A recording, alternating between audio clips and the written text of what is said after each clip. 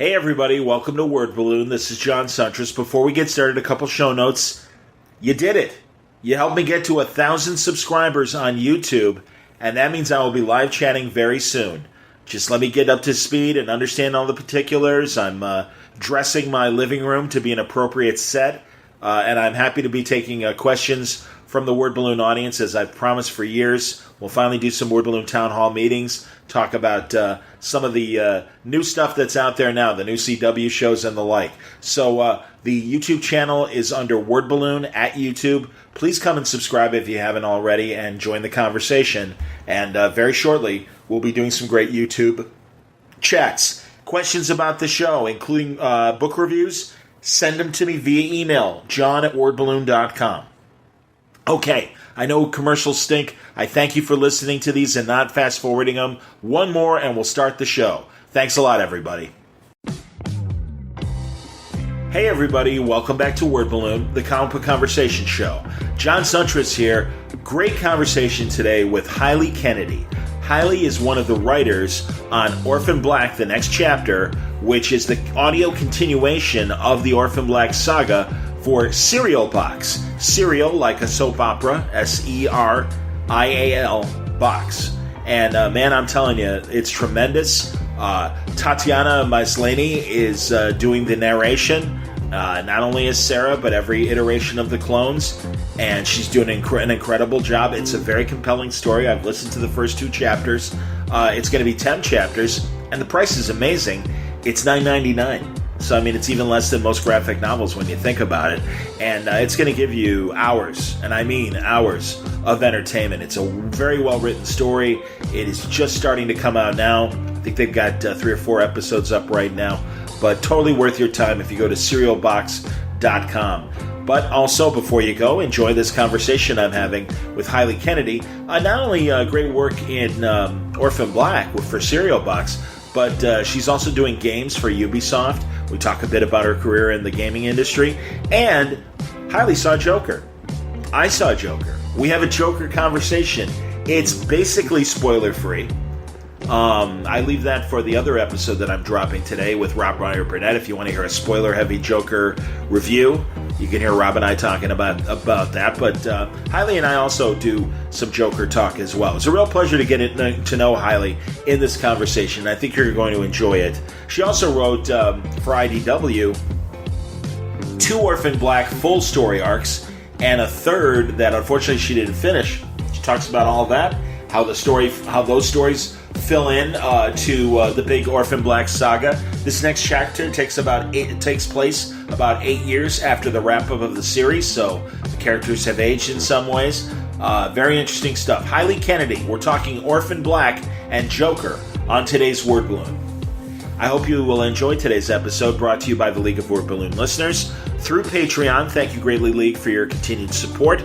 Subscribing to Word Balloon, it's not mandatory, but if you like what you hear and want to help out the cause, I would just ask, do you think Word Balloon's worth at least $1 a month to you? Is it worth the price of a comic book?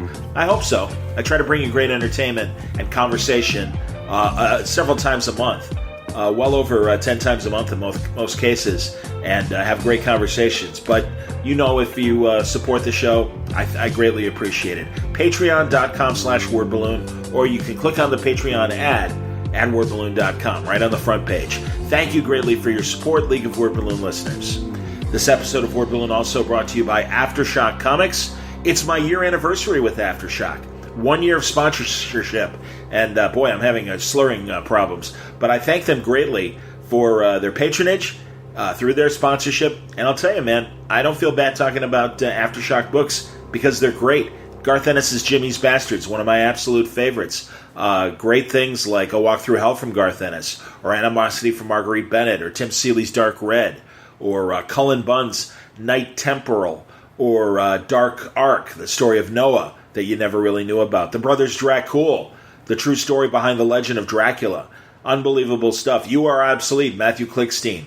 Books from Stephanie Phillips and Chris Sabella, to name a few other great creators. Genre-bending ideas from Aftershock Comics each month. I know you're going to find a book that you'll love. Don't take my word for it. Go to their website. You'll find full story descriptions, preview pages, and the diamond codes on their books, how to order them through your local shop at aftershockcomics.com. All right, let's get into it now. Orphan Black Talk with Heli Kennedy. It's a pleasure. Plus, we talk some gaming and the Joker movie, but I promise you it's spoiler-free. I hope you enjoy this conversation on today's Word Balloon. Heli Kennedy, welcome to Word Balloon. Man, it's a pleasure to talk to you. Thank you for having me on. Absolutely. Congratulations on your work on Orphan Black. First for IDW. Did you say you did 3 issues or 3 arcs for them? 3 arcs, so 3 comic book series. Yeah. The first one was called Helsinki, and it was a backstory about one of the clones named MK, who was in the series, and that came out before she was featured in the series. So we kind of laid a little bit of groundwork for her in publishing before we saw her. And then the second one was an alt universe called Orphan Black Deviations, and the premise of that was what if Sarah had seen Beth on the platform that first day, and Beth had lived, and she prevented her death. Oh, so, sure. Kind of like, a take on that sort of famous Superman, like, alternate reality story, but in the Orphan Black universe. Absolutely. Yeah, that's great, man. And what's the third one about? The third one, which unfortunately we didn't get to finish, was called Crazy Science. Yeah, and it was a continuation of the series immediately after the last scene, in which we see Cosima and Delphine inoculating one of the clones in Colombia and then traveling around the world to cure all the rest of the clones. So we wrote a lot of that, but we only got one issue out. But yeah, a lot of that has sort of like come into play as backstory in the Serial Box audio and prose book series of the Orphan Black universe. So we've played on that and used that as backstory because our series that we've written for this one is set about 8 years in the future. Yeah, I've listened to the first 2 episodes and I love it. It's great. And it's great that Tatiana is back narrating. Who else could do Cosima and Sarah and everybody but Tatiana? Honestly, man, and I know I'm preaching to the choir, but seriously, I don't know if she win Emmys or any Canadian TV awards, because my God, what an accomplishment, seriously, and especially for somebody so young to play all the different clones. And, I mean, that obviously was half the fun of watching the show and really watching her morph into these different characters.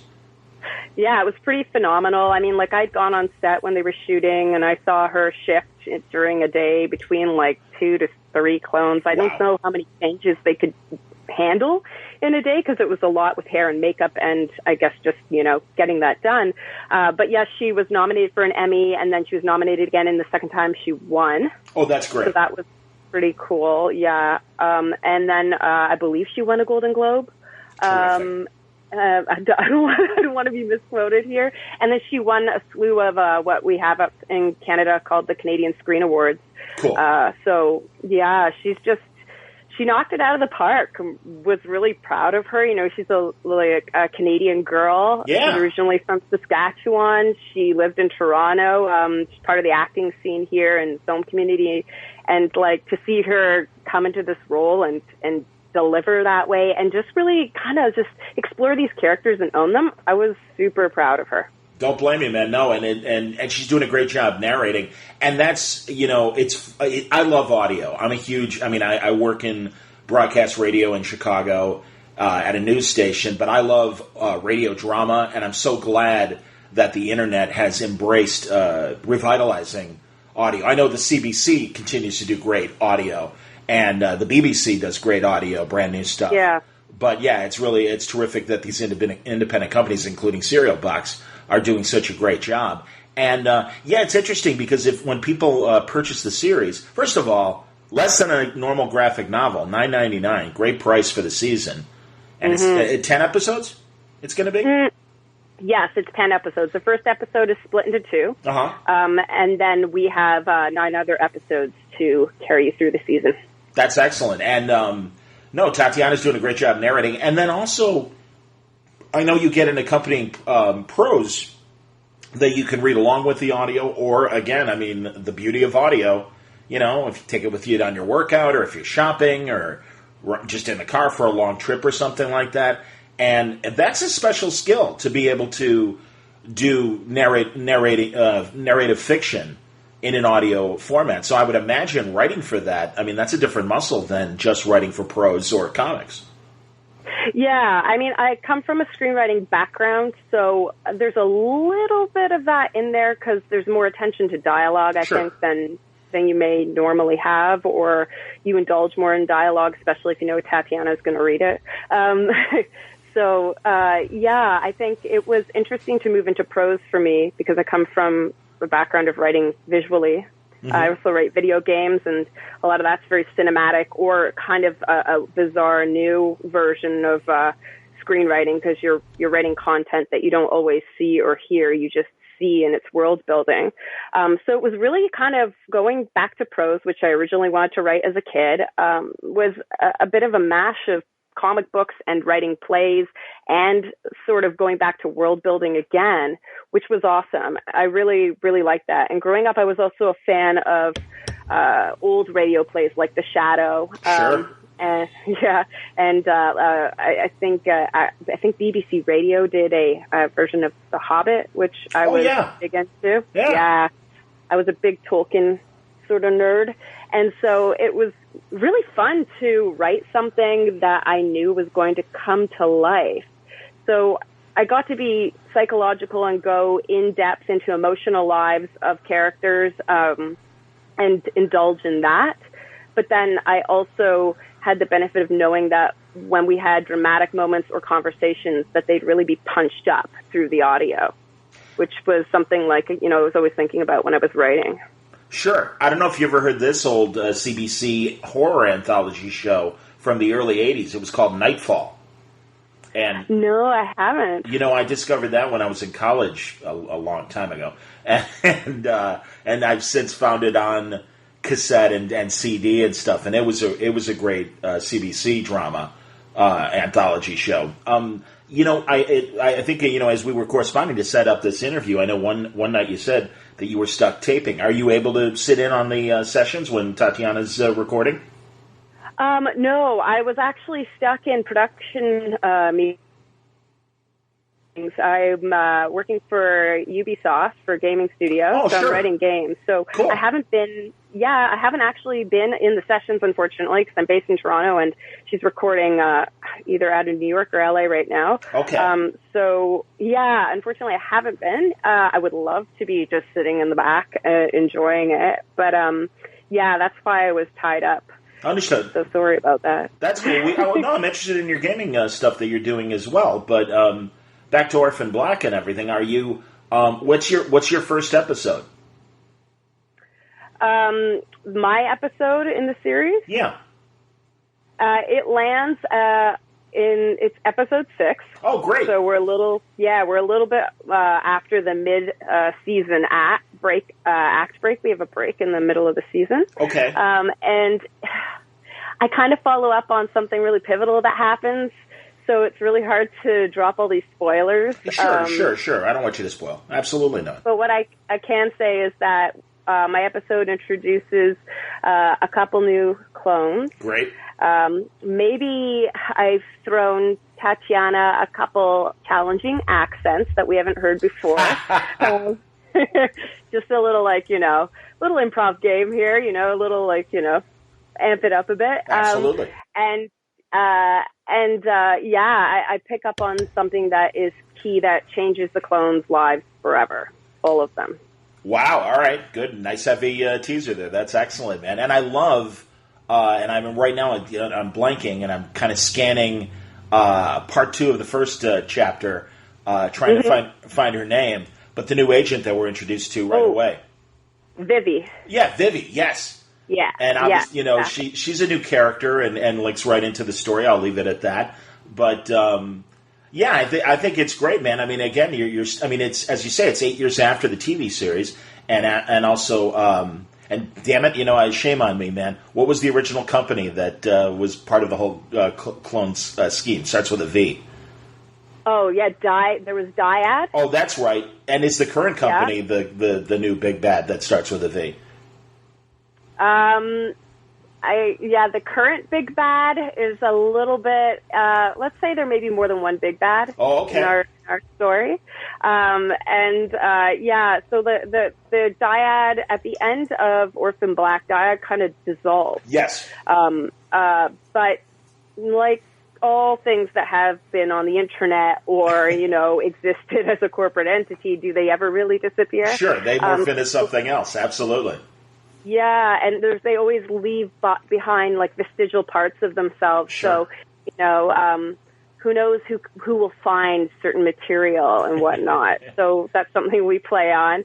And then there was also a character called P.T. Westmoreland in the show. So that was a big bad that literally died on the show. So he was kind of this cult leader that was obsessed with building the fountain of youth by using the Lin-28A gene that was within Kira, Sarah Manning's daughter. So we've not forgotten all the big bads or what they were after, and we're definitely touching on that, but we have also pushed new big bads and new situations and taken it a little bit more to let's say an international level. Sure, absolutely. Phone story. But also, Casima's right there at the start of Chapter 1, and Delphine is with her, obviously, and, Charlotte as well, an interesting character that's a little bit younger, but part of the group. Now, is that a new character, or was that at the end of the TV series, Charlotte? Yeah, Charlotte came in a little bit more at the end of the TV series, okay. So I wonder, I guess a lot of people have seen it, but it's for those who haven't, I probably have already spoiled stuff for you, so I'm sorry, new Orphan Black Clone Club clubbers, I've ruined some stuff for you. Charlotte is a younger clone. She's the product of many, many trials to try and clone years after the initial batch that Tatiana plays. And she was someone who was born with issues regarding her leg. She has a leg brace. So she's a clone that comes from sort of a different walk of life and a different perspective, and she offers a completely different take on what it means to be a clone and to be involved with older clones, versions of herself in some ways. She got to grow up looking at women who took different walks of life, but were genetically identical to her. So that's kind of interesting. So we kind of touch on her journey, and she's more prevalent in this story, which I think is really interesting because we get to explore intergenerational issues between clones. And so, she was very young in the series as a character. She's about 8 years old, so didn't really have as much of an ability to come to the forefront of the storyline. But now she's about 17, 18 in our story, so she's far more active. Absolutely, and she shows up prominently in that first chapter in the point 1.1 and 1.2. I'm interested in what the fan reaction has been prior to you working on this Serial Box show. And when you were doing the IDW comics, where do the Orphan Black fans congregate? I'm sure there's a Facebook page, but are there destinations specifically designed for Orphan Black fans? Yeah, they are all over Twitter. Sure. Hashtag Clone Club was a big thing. Hashtag Cofine, which is Cosima and Delphine's name combined. Hilarious, of course. And there's so many different Twitter accounts that are dedicated to Clone Club around the world. There's Clone Club in Brazil, Colombia, Clone Club in Portugal. It was a really diverse fan base. They had a strong voice. I would say the strongest I saw was on Twitter. Okay. And the fan base's response to this series has been great so far. We have people saying they're getting that kind of old Orphan Black season 1 feeling, which is super gratifying to hear. Yeah. Because the writers in the room, there were 6 of us writing this, including Malka Older, who was our showrunner who pitched the initial concept. And so we worked really, really hard to try to bring that kind of, I don't know, je ne sais quoi back. Sure. To bring that back to life. And so it's super nice to hear that they're enjoying it on that level, despite the fact that, we're taking characters that have come very far in their arcs and ended the show as completely different people. So it's nice that they still see them as their old favorites and that they're enjoying it. Agreed. And, it's funny. Obviously, this is happening alongside Star Wars, creating a whole generation of new characters. And certainly you don't have 40 years of trying to appease both fandoms, the new fans and the old. But, no, I think you guys are succeeding. And really, it does have that fresh novelty feeling that the first season did have. I mean, it was such a unique concept. And I think groundbreaking, too, in terms of being inclusive and, the relationship between, like, Delphine and Cosima. And it's great because I do think that, there's an obligation to society to help normalize a lot of this stuff. And I think that Orphan Black has always done it in a very tasteful way, a fun, sexy way, but also not in any offensive way. And I think it's great. And I'm saying this as a cisgender white dude, but I always enjoyed the show, and I really did appreciate the different levels. I can't help but wonder, was it Mike? Was Mike the name of the clone that turned out to be a boy that Tatiana played? Tony. His name is Tony. Oh, yeah, okay, it was Tony. He came in at the end of season 2. Yes. So, yeah, I mean, I think that was what was really cool about the show and also unique. Well, one, I can't think of another show that was out on the air at that time that had that many central female characters. Absolutely. That was kind of interesting in of itself, and I think really exciting for me, to see on TV. Sure. And then I also think what it did really well was take a series of genetic identicals, and then differentiate all of them as much as they possibly could. Totally. And show it was a kind of an exercise in empathy that the storytelling that the writers and the show creators did. It was an exercise in empathy in that they took all these characters who could have, turned out very similar and whatnot, but they showed people that no matter who you were, you could have gone down many different paths. It was the same woman genetically, essentially. And, there are people like Tony, and he was, battling with his identity, and he decided he knew who he was, and he changed his life, and he took a different path from, let's say, Allison, who was this kind of uptight urban housewife. Couldn't be more different, right? Absolutely. So the nature nurture kind of questions that they presented, and the ways that they presented where one could go in life, I think that was kind of the most awesome thing about the show 100%. For me. Absolutely. And God, I'm glad you mentioned Allison, because really that was great. I mean, this show is always really interesting from a conspiracy standpoint, from a crime standpoint. Sarah stepping in and as a con woman and stuff, and becoming a police person as she did, and but then you had Allison and her crazy relationship with her husband, and just being a housewife and trying to, suburban woman and everything, suburban mom. And it was great because she was so funny, and it really opened the door for more comedy beyond what you already had to work with and everything. And again, all that's a testament to Tatiana, because she's able to play these scenes. I mean, this is, I imagine this had to be a dream as an actress and everything to have this kind of role, or roles, really. Yeah, I would say so. I mean, this type of role doesn't come around very often. And I think that, acting, I said empathy before, but, and I'm going to say it again, because I think a lot of the craft of acting involves a lot of empathy and looking at people and different walks of life and trying to put yourself in their shoes and really think about, why people make the choices they do, or how lives unfurl. And this couldn't have been a more perfect vehicle for an actor to, explore that through. And I don't know, I think it's a dream acting job. Is it a lot of work? Oh yeah.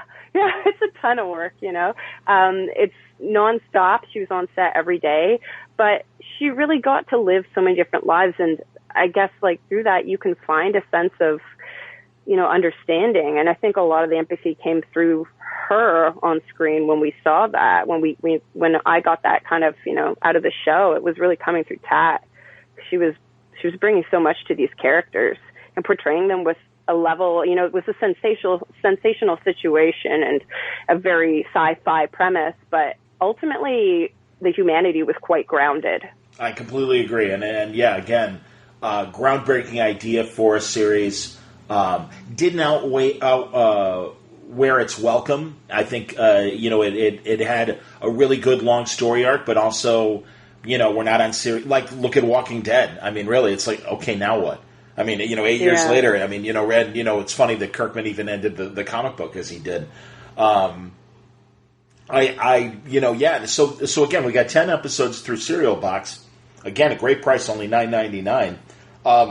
How did you guys break the story? I mean, did you know, did you guys as a writer's room hash out the basic plot and then, okay, everyone's going to go off and write their episodes? I mean, how did you tackle what you wrote? Yeah, so essentially, Malka Older, who acts as our showrunner, we pretty much ran it like a TV room. Sure. She pitched the concept. I came in and I did a bit of consulting, and then we had the Serial Box put together a room, and we were all brought to New York, and we did kind of an intensive where we broke the story over several days, and we arced 10 episodes.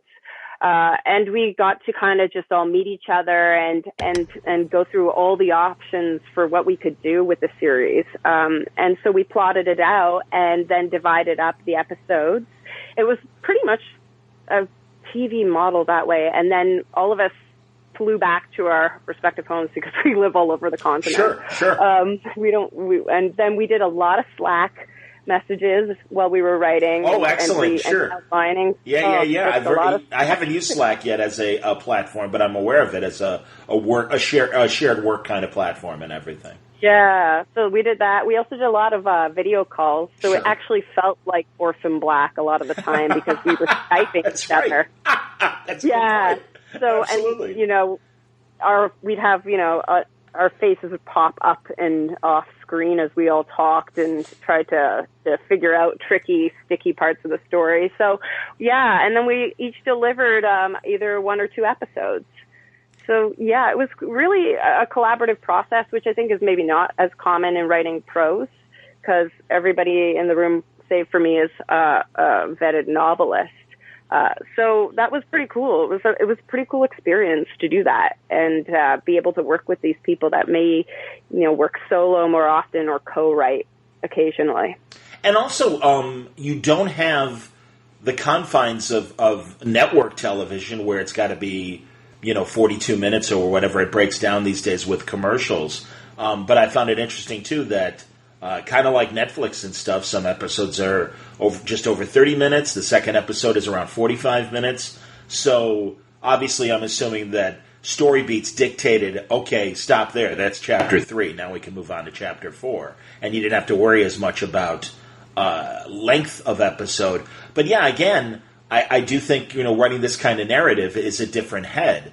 So, yeah, if you can speak to any of what I just kind of threw out there. I know there's not a question, but I think the question's buried in there somewhere. So, yeah.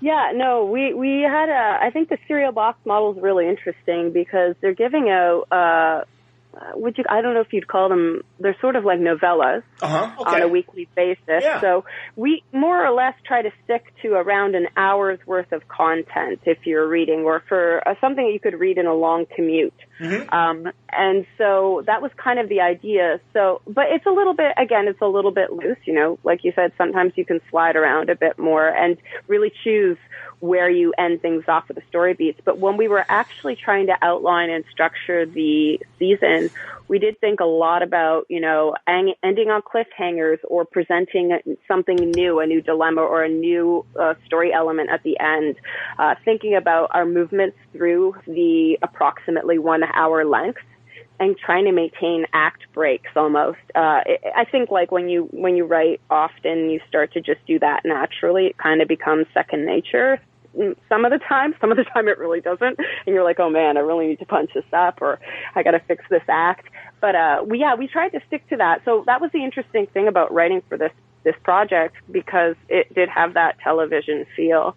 And I think it suited Orphan Black really well, because Orphan Black's structure and the way they use a thriller suspense element really is a classic TV model, the way they did it. And so we tried to keep true to that too. So, because we knew that was something that was integral to forming this series if we wanted to keep the tone similar to the original TV show. Well, also, I think for audio, and it's one of the great things about audio, just like comic books, your budget is unlimited, so you can really achieve a lot of story ideas, and of course prose itself, that you couldn't necessarily do in film and television, depending on the budgets. And what I love to do with audio drama, literally, is listen, in bed, in the dark, and really envelop myself in the world, and really let my earbuds transport me to the setting of the story. And that is the great thing about audio drama, and it's one of the reasons why I do Word Balloon as an audio product as well. I just think there is something about, in the day, radio, but now we've transcended radio because of internet audio as well. And I just think audio storytelling is so enveloping, and it really does transport you in a way that TV and film doesn't. I agree. There's a real intimacy to just listening to someone's voice tell a story. And I think there's a lot of truth and nuance that comes out in the voice, especially when you're hyper-focused on it and you don't have visuals to distract you or crazy effects. So I thought, I agree with you. I really like... You're going back pretty much to original storytelling, like oral, the oral form of storytelling. Yeah, around the campfire, absolutely, telling stories, 100%. Yeah. Totally. And I think, like, the unlimited budget aspect of writing for this series and not having to think about, what sets are we using, right, and, like, how many wardrobe changes can we make before we run out of time, that was awesome. And on the series, they use this thing called the techno dolly to do all those shots of Tatiana, every individual clone, and that was a whole process in of itself. In order to achieve those shots, it would take days sometimes for one scene. So we never really had to deal with that. We could throw as many clones as we liked into a scene. Yeah, and that's always freeing. And Tatiana, again, I mean, because she had to do it for the show, only has to rely on her voice.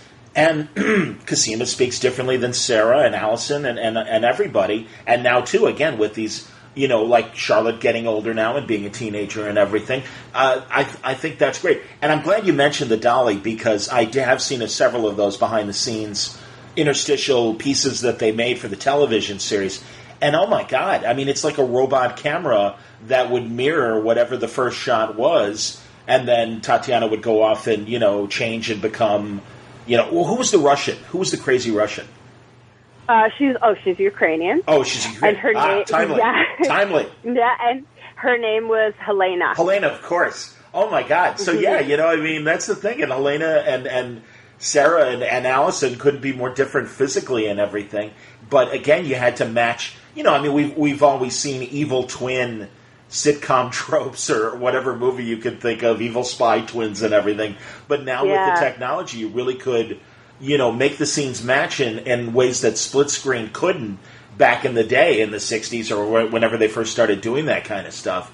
And God, it's great. You can't tell. And really is amazing that she could be in the same room and apparently in what looks like the same shot and be two different people running around and everything. No, that was incredible. But again, all the handcuffs are off. You guys can just worry about the audio, and it's Tatiana carrying your guys' words and making it happen. Yeah, exactly. It's so nice to have her bring the characters to life and play with them, essentially, because sometimes you don't know what you're going to hear because it's another person coming in and building upon this kind of narrative foundation. It's really cool. And, I couldn't help but notice going to the Serial Box website, and I have no idea if you have any involvement in these other future productions, but I know there's a Thor production along the way, and there's a Flash production along the way, so certainly superhero fans can get excited, along with the Orphan Black fans of what Serial Box has coming up. Are you going to do more writing for them? I would like to. I haven't talked to them about it just yet, but yeah, it'd be really cool. I think the Thor thing's really interesting. I'm really curious to see what they do with that. I really like that mythology to begin with, so it'd be cool to see what spin they put on it. What are you a comic book reader? And it's okay if you're not, but obviously I always have to ask because that's kind of the backbone of Word Balloon. But go on.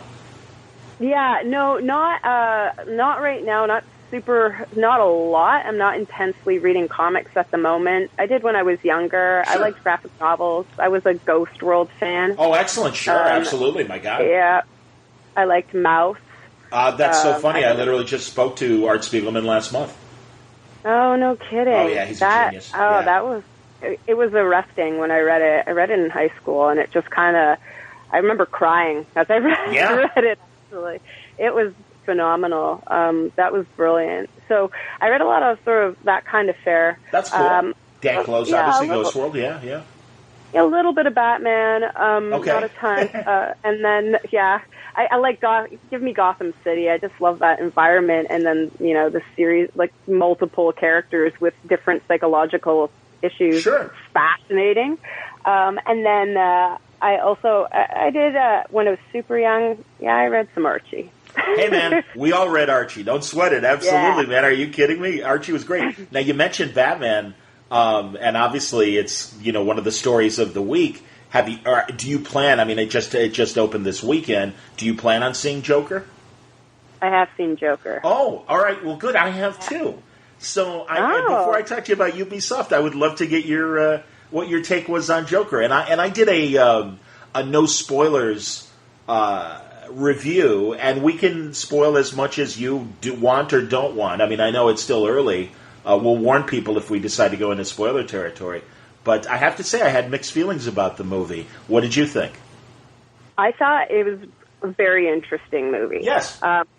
First of all, I understand why the reviews had talked about why they say this film is controversial. I totally get it. But then at the same time, Joker himself is not the most... he's misogynistic as a character. His backstory and his lore. Yes. He had, multiple toxic relationships. Yes. He is a serial killer and a terrorist. Yes. And so, his origin story was never going to be pleasant, and it was harsh. And I found the movie hard to watch at times. It was quite scary. Agreed. And I thought it was the portrayal of this character by Phoenix was great. Mm-hmm. I thought he did a very good job. And oddly, and I hate to say this because it's just kind of sad and disturbing in its own right, the 1970s New York setting felt oddly relevant to present day, and the amount of discord and the amount of disparity between rich and poor, and the issues with funding for mental health and getting subsidies for drugs if you need them. They touched on many topics, although maybe lightly at points in time, that were super relevant to today, I think, in North America. So I thought it was an interesting film. I don't know. I read one review, and I can't remember what it was, that talked about how irrelevant it was. And I thought that were definitely threads. Yeah, I know. I was really surprised by that critical review, because there were definitely threads of, relevancy. And I also think that the film is, you walk in there and you're like, it's a comic book movie, but it's really not, right? It's done more, I think, than I expected it would do with that backstory. And it was very hard to watch at times. Oh my God. Yeah. Yeah. Well, how did you feel about it? Well, I wanted to kind of get, a general sense of what you thought, and I'll add to my thinking. I thought that the realism worked. I took it as an alternate Joker origin. Maybe, and seriously, I kind of think this is an issue with a lot of people that really devour a specific story, whether it's Star Trek or Star Wars or whatever, and when somebody comes along with different ideas, you can't help but compare it to what's come before. And I've read so many Batman and Joker stories and seen all the iterations of Joker from Cesar Romero to Heath or Jared Leto, and now Joaquin Phoenix. Right. I thought Phoenix, like you said, I thought the acting was excellent. Some of the story choices I thought diminished the realism. And I think, and again, I'll keep it slightly spoiler-free, but they do lean on the Batman mythos. And you can argue, well, it's got to be there because he's the counterweight. But I would say, especially in this origin story, the time they put it in and everything, that it, do you know the series Gotham Central, which is really just the cops? It's really like the Gotham TV show, where it was the cops against, the Bat villains, and how are they going to deal with it without a Batman? And I thought that prospect... And essentially that's what we got. But there were so many blatant references to Batman's family and the mythos that I felt it got in the way. And I don't think it was necessary. Right.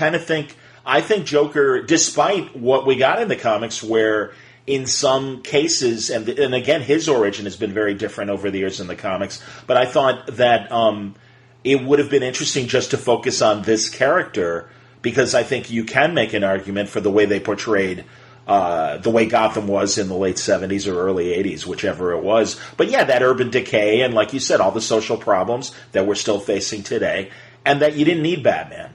And so that was just one thing of where I was like, you're almost like kind of teasing, and I didn't felt teased, but like you're teasing that, something's going to happen here. And it's like, no, this is the Joker. And it's so funny because of the film, we're like, no, it's Joker's story as opposed to the Joker, which, growing up, it's kind of like in the Captain America movies when growing up with the comic books, it's always the Red Skull, and they call him Red Skull. And it's like, okay, again, it's semantics, but it's like, oh, that's interesting. And I guess I won't spoil, but we'll telegraph to each other. The choices that Robert De Niro's character makes leading up to meeting Joker, I didn't believe them. I don't believe that's how a normal person would act. I don't believe a Johnny Carson host would act that way. And the other thing that bothered me too, and they were very blatant with their casting and the involvement of Martin Scorsese, was as being a guy that grew up with these movies. I mean, I saw as Taxi Driver as an adult. But I remember seeing King of Comedy when I was probably high school or early college age, and they really hit you over the head with both of those movies. Now, generationally, I can appreciate younger people who haven't seen those films and see it as a very fresh take in terms of what they got in the Joker movie. But that said, I'm like, all right, I've seen this dance before, and I've seen it done better. And taking nothing away from Todd Phillips, because I do think he also introduced a lot of interesting ideas. But and I felt that way. I don't know if you've seen Ad Astra, the Brad Pitt astronaut movie. I have not. Okay, well, that is kind of a reverse mirror image of 2001. And I thought it worked. And that really intrigued me. I didn't feel like in the case of Ad Astra that was a bad thing. But in this one, I'm like, you're kind of a cover band, Todd Phillips. I mean, and again, Scorsese did it right the first time. Yeah, no, I would agree. Yeah, is it a little bit derivative with Taxi Driver? Yeah, I can totally see that 100%. I think that walking in there, what a lot of audiences did, and I kind of did this a bit, was, I went, comic book origin story. Sure. You write it off a little bit. So I think I was surprised that I was as, I guess, horrified by certain things as I had been, because I was kind of expecting something a little bit fluffier, just because of the onslaught of movies that we've had in the last 10 to 15 years with comic book fare. Totally. They've shot out those franchises every which way from every angle. So I think that's true. Yeah, I can totally see what you're saying in terms of all the stuff that's come before it. It's interesting, though, that this film has created this sort of debate because it, like I said, it is a comic book movie, and it's, it feels like it's being judged on par with, films that are original screenplays or based on novels completely from outside of this territory. So it's really interesting, because I think, like you said, for kids who are going to see it, they're going to see it as a fresh piece of what they consider filmmaking. Yes. And not know what has come before. But for all the critics who, are looking at where where this lies in the grand scope of filmmaking, yeah, I can see why it's being judged as derivative a bit. But nonetheless, it had me the whole way through, no matter how queasy I felt at times. I agree. But it had me the whole way through, and to take me on a journey with a character that I know I'm not going to like because of just, who that character is, and I'm going to have to watch these horrible things come to light. I was actually with it the entire way through. I'm with you. I'm with you on everything you said. Go ahead. Excuse me. I didn't mean to step on you. Oh, no worries. I just I think I have mixed feelings about it, just like you do. There you go. But also, and I'm glad you pointed this out. It shows that all comic book movies don't have to be like the Marvel movies, and that's not a knock on the Marvel movies, but they are fluffier, and they do have more humor and are a lighter fare. I mean, this was a hard R in the same way that Logan was such a hard R, and I think that's great. I keep comparing comic book films to the Western in terms of we're just scratching the surface, and for the longest time, and certainly in the silent era, you had white hat, black hat Westerns. But then by the 40s and 50s, you had anti-heroes, and you had more complex characters. And things like High Noon and The Searchers and some of these other classic Westerns got more interesting beyond black hats and white hats. So you had more subtlety to them. And also, I can't deny, I would never hate on Martin Scorsese. He's a genius. But it is interesting that the Spielbergs, Coppolas, and Scorseses all say the same things in general about superhero films, that they're carnival rides, they're not real cinema. And this movie is, in the best way, trying to tell a realistic, gritty story that happens to be a superhero or villain story, I suppose. And that's good, because, again, I think it stretches the genre and shows that there are more story options beyond the basics. Yeah. So. No, I agree. And I think it's interesting what you said, that maybe we're watching genre evolve, come out of a certain, or branch out and evolve, and maybe who knows what will happen if people keep pursuing these characters, because they're archetypes. All of the characters in comic book world are archetypes, and some of them are presented as somewhat flat and somewhat fluffy, but when you really dig into them, you can build on that. Absolutely. And you can use that. It's like using any pre-created franchise or universe. It's like you can build on it. I mean, when I was writing for Orphan Black, we already had amazing characters who were so three-dimensional and real and textured and interesting that it was easy to use them, sometimes challenging because they'd already done so many things and they were already presented so well and portrayed so well in the show that it was hard to redraw those characters and give them fresh things to do, say, and feel. Because you don't want to tread the same ground, but maybe there are holes, like you said, in the comic book genre where you can keep going. There's so much content to play with. Absolutely, and like Orphan Black, I think tweaked the trope of cloning and gave us something fresh and new.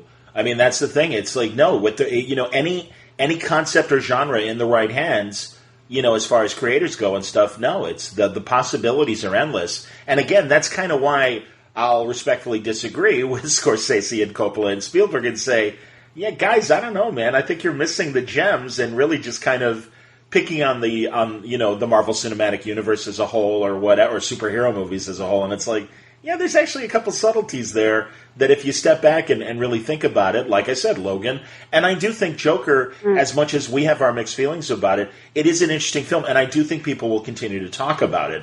And also, God, after this big weekend, it sounded like it probably would have just been a one-off, but they've already made $200 million internationally from the first weekend, so it's like, I think there's going to be a sequel.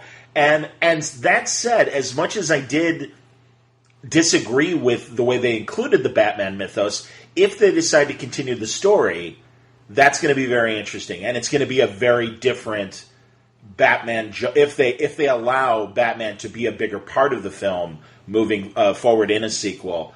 That's interesting. It's a different dynamic than, and no pun intended when I say that, a different dynamic duo, if you will. But yeah, a different dynamic than what we're used to traditionally in the movies and even in the television, as campy as Cesar Romero and Adam West were.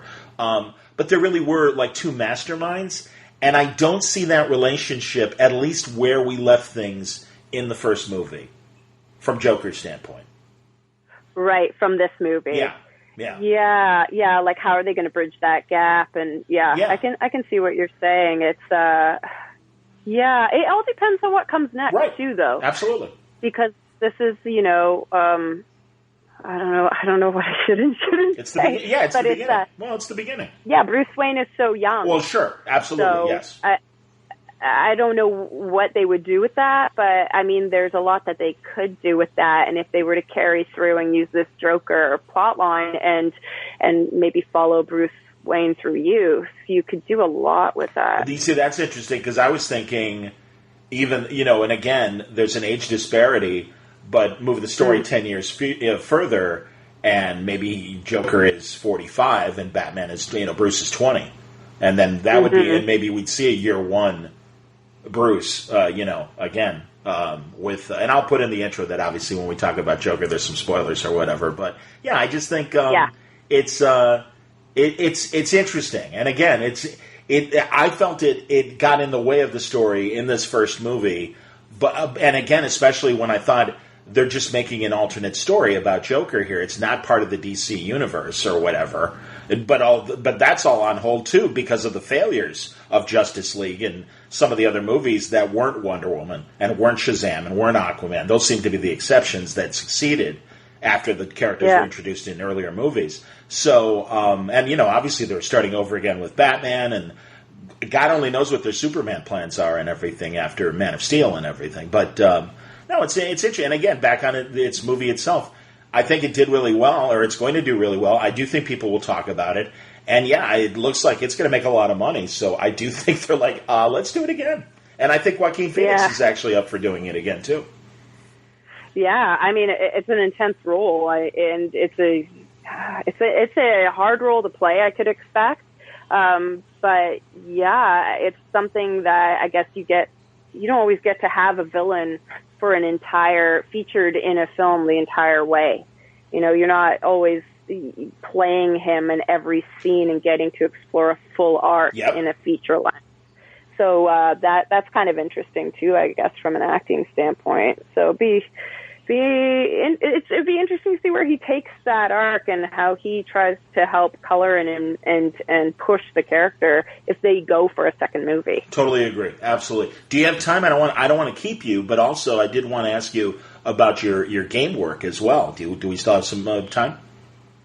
Sure. Yeah. Okay, great. Because just like we said, in terms of the storytelling advances both in audio and what's happening in comic book films and things like that. Obviously, in gaming, there really has been such a great leap in the last 20 years in terms of storytelling.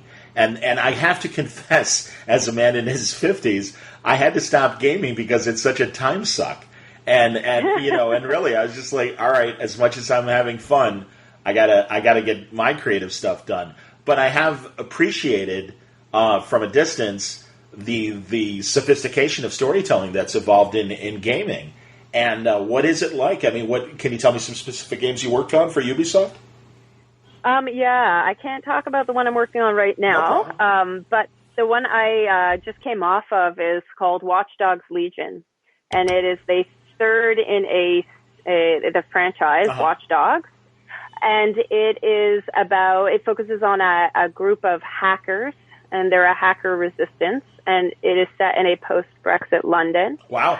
Cool. Yeah, and so it's the main mechanic of this game, which makes it so interesting not only to play, but it was compelling to write, is that you can play anyone you see in the open world. So you can walk around London, and you can recruit people to your hacker group, and you can become that person and play as that person. You can play as a little old granny, or you can play as, a big buff sort of cyberpunk type, or you can play as just an average, someone who looks like they work in a bank. So it's really interesting because in this story, anyone can kind of be the hero, and the writers on this game, we got to write so many different voices because of that. Wow. And so it was truly a dream from a writing perspective. The dialogue we got to write and, backstories we got to create for people as we were developing the characters was so much fun.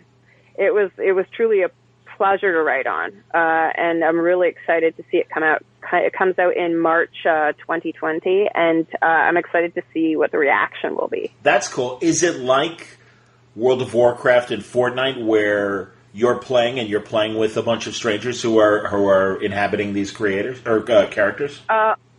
I believe there is an option to play with other people, like in co-op, Okay. but it's not an arena sort of game. Got it. It's an open world. Yeah, it's open world. It's kind of like in the vein of the style of open world that Assassin's Creed Sure. has, or GTA.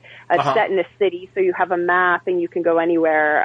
And there's online components, but you can also just play solo. I'm a kind of solo gamer type, Cool. so Yeah. I like to just go into my own insular little Oh, me world, my too. bubble, Yeah. and pretend I'm somewhere else when I game, because I think that's one of the other really interesting things about games. Like you said, they can be a time suck, but I think that's because they're so immersive.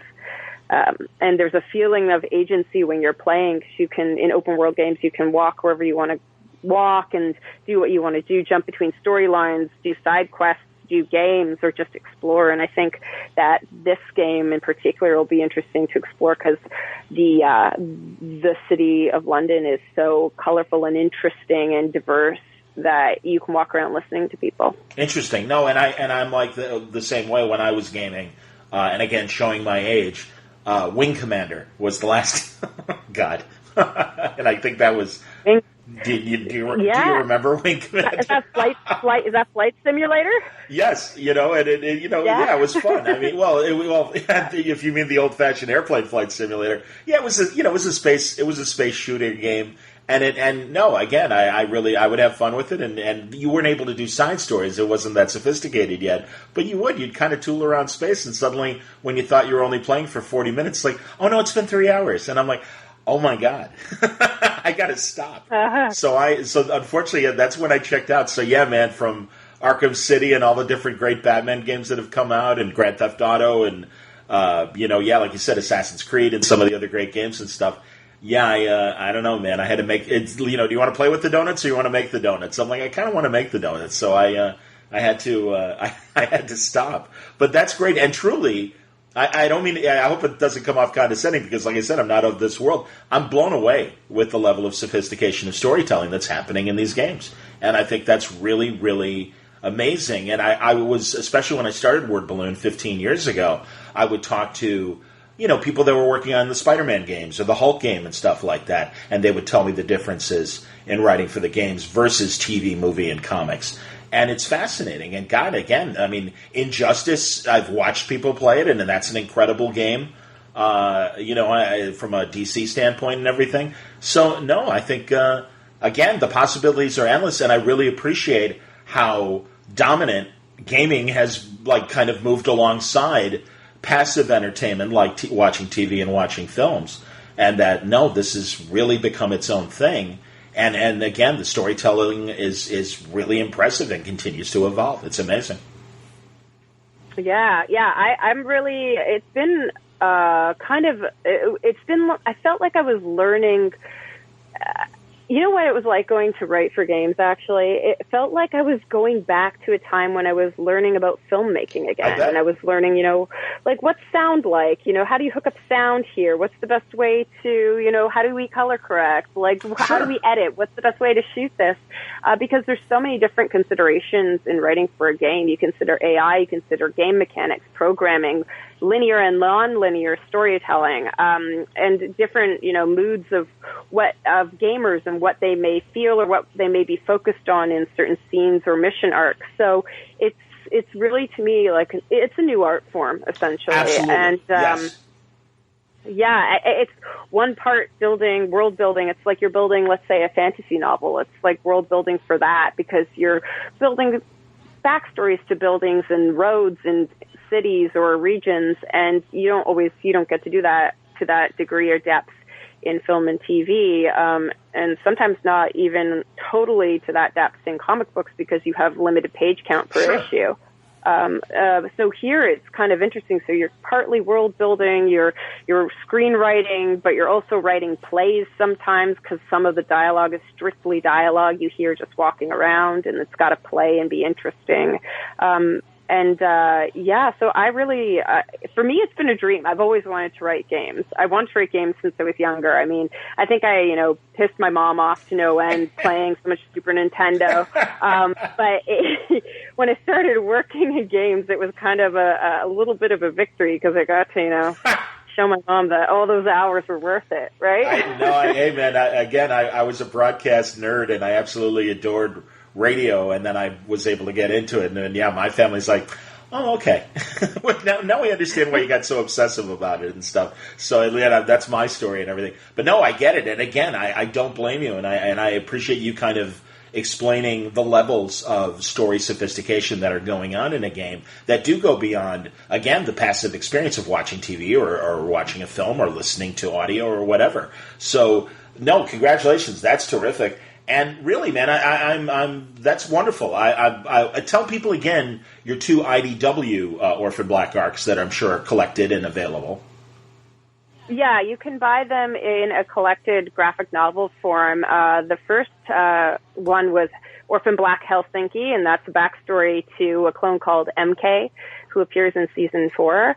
And the second one that's collected is called Deviations, Orphan Black Deviations, and that's an alternate reality in which Beth Childs lives, and Sarah Manning learns about being a clone by kind of hooking up with her and going on the journey and going down the rabbit hole with this cop. So it's a cop and a criminal together. Sure, absolutely. No, that's great. I really, when you described it, I'm like, oh, that's very cool, because that opening scene really did suck everybody, I think, into the series of Sarah and Beth seeing each other on that train platform and how it all kind of evolves from there. And again, Sarah assuming Beth's life as she did in the first season.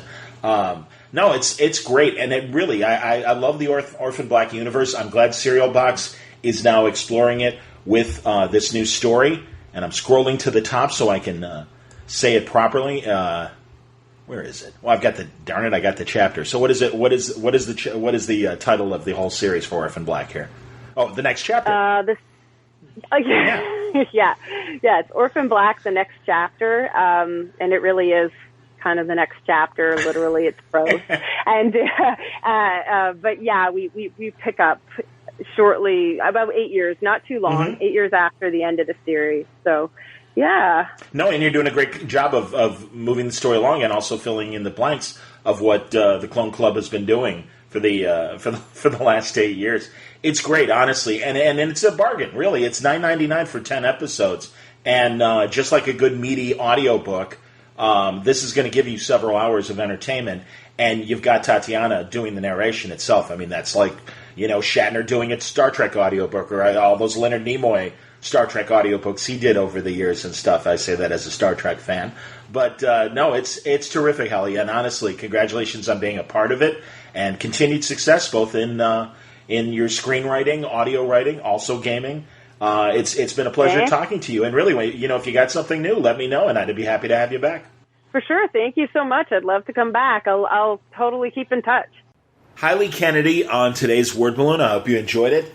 And again, I appreciate the support from the League of Word Balloon listeners via Patreon. One of my great sponsors of Word Balloon is you, the Word Balloon listenership. Thank you greatly for your support. If you'd like to subscribe to Word Balloon, go to patreon.com/wordballoon or click on the Patreon ad on the front page of wordballoon.com. Thank you, League of Word Balloon listeners. Word Balloon is also brought to you by Aftershock Comics. Check it out. Great stuff.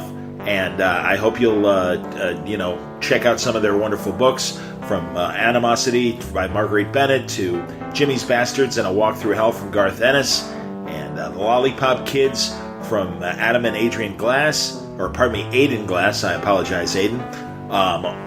Dark Red from Tim Seeley, Night Temporal from Cullen Bunn, Trustfall from Chris Sabella, Stephanie Phillips with Descendant. So many tremendous books, and they're all waiting for you at Aftershock's website at AftershockComics.com. Go over there and you'll find full story descriptions, preview pages, and the diamond codes on their books and how to order them through your local shop.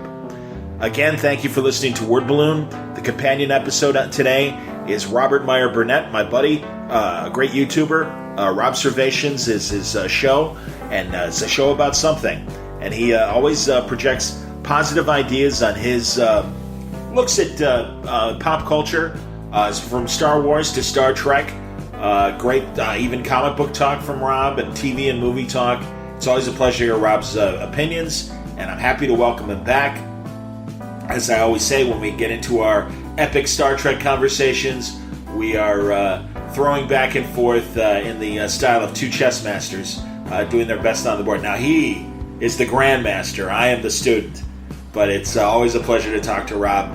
And we also talk about Ad Astra and the Joker movie, and we get into some Star Trek Discovery and short treks and Star Trek Picard, the trailer, and more.